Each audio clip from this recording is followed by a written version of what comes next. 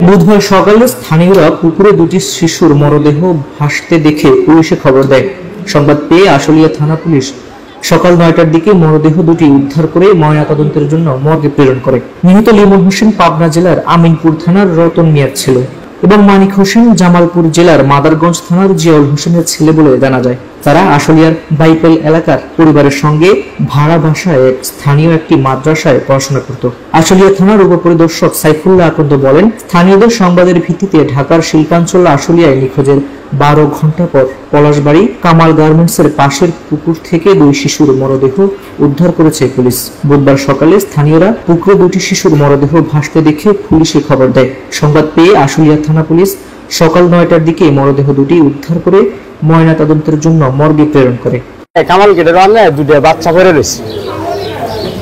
পরে মনে করেন থানা তার কি আমি দৌড় করে গেলাম, যার পরে দিকে আছে দুটো বাচ্চা, কিন্তু এক ওই যেটা মনে করেন আমার বাচ্চা এটা আপনার উল্টা আছে, মানে খালি পিঠ দেখা যায়, মাথা উল্টে দেখা যায় না। পরে গেঞ্জি দেখে আমি চিনে আলাইছি। পরে আমার তো আর মনে করেন কেউ আর যাইতে দিল না, কাছে যাইতে দিল না। পরে মনে করেন মোটামুটি আমার মনে করেন যে মানে হুশ নাই এরকম। পরে আমার সবাই ধরে বাসায় নিয়ে এলো, নিয়ে আসে না বাতে।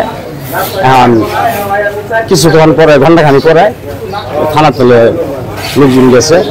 যাই ১৩ তারিখ বিকেল ৫ ঘটিকার সময় লিমন মোল্লা এবং মানিক মিয়া, একজনের বয়স ১১ বছর, একজনের বয়স ৮ বছর, দুজনেই খেলাধুলার উদ্দেশ্যে বাসা থেকে বেরিয়ে যায়। বের হয়ে যাওয়ার পর রাত ৮টা পর্যন্ত যখন আর বাসায় ফিরে নাই, তখন তাদের যে অভিভাবক আছেন তারা তাদেরকে খোঁজাখুঁজি শুরু করেন। এক পর্যায়ে তারা তাদেরকে পায়নি।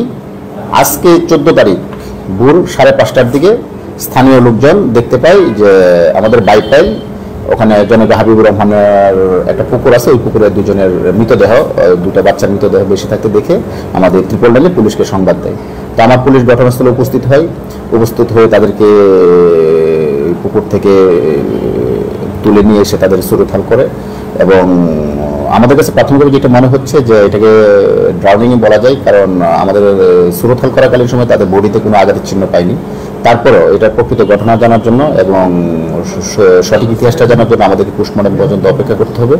তো আমরা লাশ সুরথাল করে পোস্টমর্টমের জন্য প্রেরণ করেছি এবং এই সংক্রান্তে এখন পর্যন্ত কেউ আমাদের কাছে কোনো অভিযোগ করেনি।